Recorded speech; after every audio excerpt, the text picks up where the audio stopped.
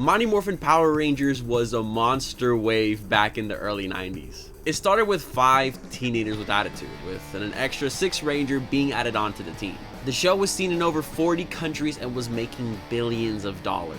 But once season 2 rolled around, even if the show was at an all-time high, it was slowly starting to crumble. The Green Ranger had departed, and even though we soon got a White Ranger, 3 of its original Rangers decided to leave the show. So that brings the question, why did the Power Rangers break up?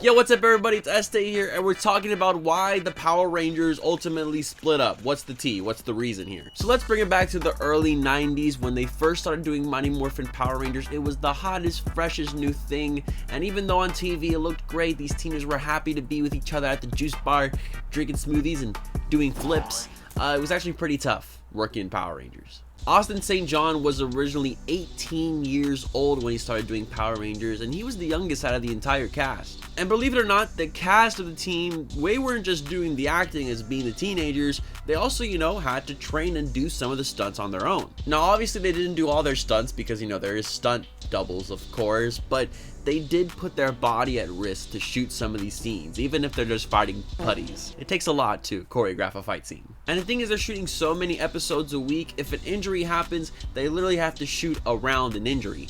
Toy Trang, the Yellow Ranger of the team, actually had a sprained ankle but still had to film fight scenes for Power Rangers. They were filming 2 to 3 episodes a week. They just had to get up, literally break a leg, and try to still make a good performance. But that didn't matter ultimately for Saban and Fox Kids because ultimately the show was a success. There was a Mighty Morphin mania with toys flying off the shelves, live shows selling out, and movies in development as well. For being the hottest toy brand out there in the 90s, the cast could expect that there would be some increase in their payment.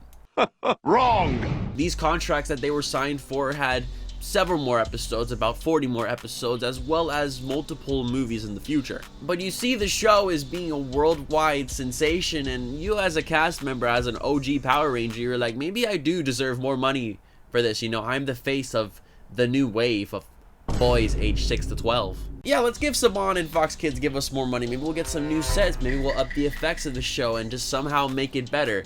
No, that's not how Saban rolls, guys. Haim Saban, the man who ruined Power Rangers.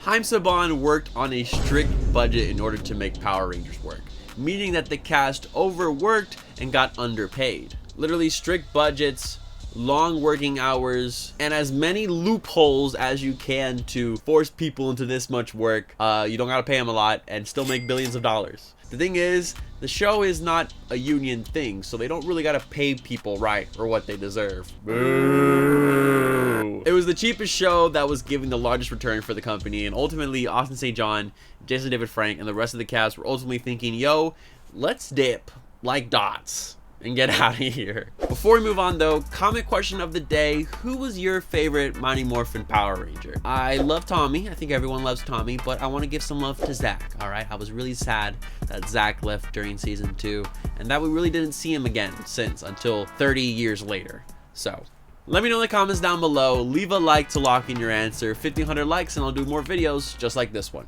With the talks of the cast leaving the show, there was rumors flying around set that maybe they were gonna make the show a union at some point, meaning more rights for the actors and crew, justified pay, etc. Walter Jones was the one of the Rangers who acted for the longest, and he thought it was a brilliant idea. I mean, if you think about it, yeah, because kids were causing traffic in Los Angeles just to be in front of these guys, and they were just held in such high honor, like they were literally gods for the children. But Saban realized you can put anybody under the dinosaur helmet and the effect would literally be the same. The show would ultimately still be a success, and even though people like Walter and Austin were talking to the crew about making the show union certified, those talks quickly fell apart, mostly because of Haim Saban and his money tactics. So ultimately, we had Austin St. John, Toy Trang, and Walter Jones walk out of the Power Ranger set, and Saban Entertainment's MMPR Productions was on the hunt now for new replacements for the team. Something to note, by the way, pay was also the reason the original Yellow Ranger didn't continue working on the show.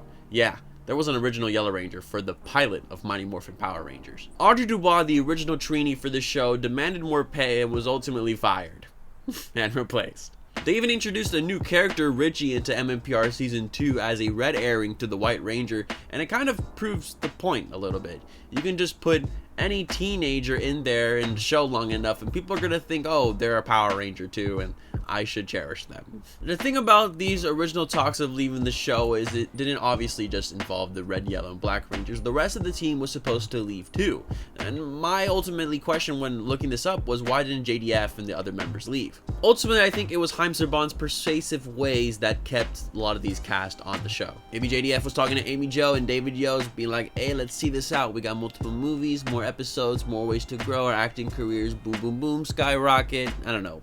You're young and you have dreams. And considering how JDF just returned as Tommy as the new White Ranger, I could see a reason why he doesn't have to leave either, because he literally just came back onto the show. Amy Jo and JDF was also promised much bigger roles in the MMPR movie, and even though they ultimately didn't get that, maybe that could have been one of the reasons as well, you know, be a big movie star. Amy Jo Johnson ultimately revealed in an interview years later that she kind of regrets this decision. She left her old cast members to dust basically while she was continuing on the show. Anyways, the White Light episode where Tommy does return as the White Ranger was ultimately like one of the last times we've seen the original crew of Power Rangers together, as 2 episodes later, in Opposite Attract, we got the last original footage of Jason, Zach, and Trini. They didn't even record audio for this episode by the time they left. They had to get audio doubles in to fill those gaps in when they're in the suits. Man, what's going on here? I don't understand. And the episode after that, Zed's Monster Mash, is where we saw episodes that mostly focused on Tommy, Billy, and Kimberly, while the other Rangers were, you know,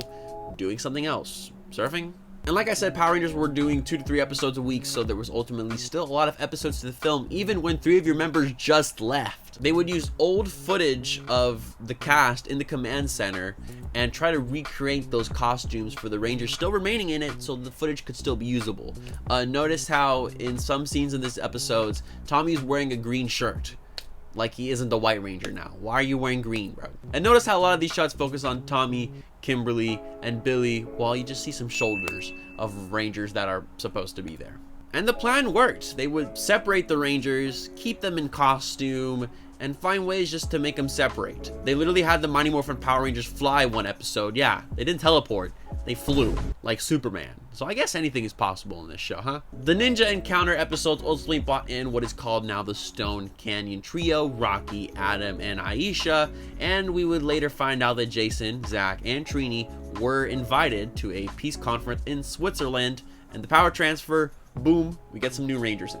I know the story is getting juicy right now, but I need to make sure one thing, that you are subscribed. Yes, subscribe and ring notification bell to join the E-Squad today, the best fan base in Power Rangers history. E-Squad comment of the day, leave a funny comment down below. Put E-Squad in it and you might be in the next video. I love you to death.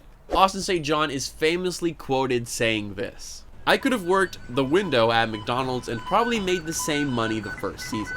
It was disappointing, it was frustrating, it made a lot of us angry. Now, this transition was ultimately not just a big deal for the cast leaving, but for the cast coming in as well, as Steve Cardenas, Johnny Ambage, and Karen Ashley were told some pretty shocking things when they were signing those contracts. Steve Cardenas would go on to say, on the day we got hired, they said, congratulations, you guys are the new Power Rangers. We're going to film for a month and a half and get some episodes in the can, and then we're going to shut down production so we can go to Australia to shoot the movie. They literally told them that in one go, like, so nonchalant about it too. They had some big boots to fill. Some big Power Ranger boots to fill. But ultimately, this new team was made, and it was a matter of time until the rest of the original cast would leave the show as well. Amy Jo Johnson left during season 3 as she was ready to move on to more mature projects. However, she was given a proper write-off arc and ultimately gave up a power coin to Kat. So it was pretty peaceful at the end of the day. But the same couldn't be said about her co-host David Yost, who walked off set due to harassment by the production crew during the sequel series Power Rangers Zeo,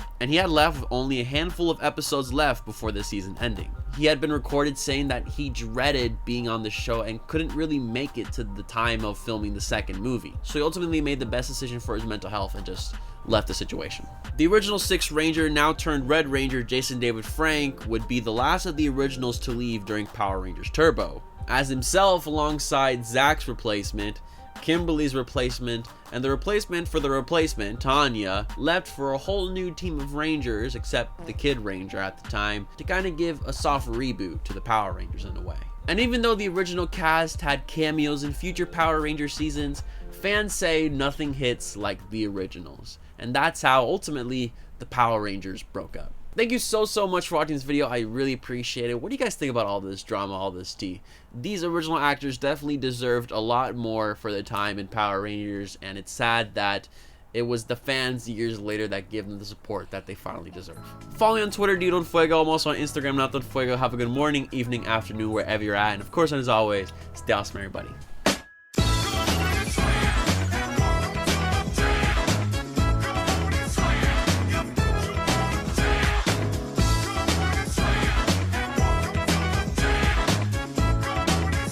Like, subscribe for more. Peace out.